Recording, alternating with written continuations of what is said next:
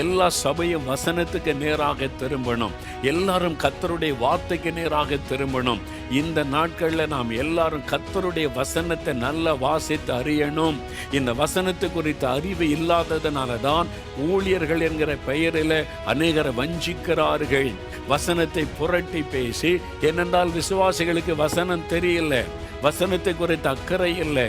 அதனால பிசாசு சுலபமாய் இயேசுவின் பெயரை சொல்லி வரக்கூடிய ஊழியர்கள், கள்ள உபதேசக்காரர்களை கொண்டு சாத்தான் சுலபமாய் வஞ்சித்து அநேகரை ஏமாற்றி விடுகிறான். ஏன்னா அவங்க சொல்வது நமக்கு நல்லா தெரியுது, ஆனால் வசனத்துக்கு புறம்பானது. அவங்க சொல்றது நமக்கு நன்மையா தெரிகிறது, நமக்கு ஏற்றதை பேசுகிறாங்க, வசனத்துக்கு நமக்கு ஏற்ற விளக்கத்தை சொல்றாங்க என்று.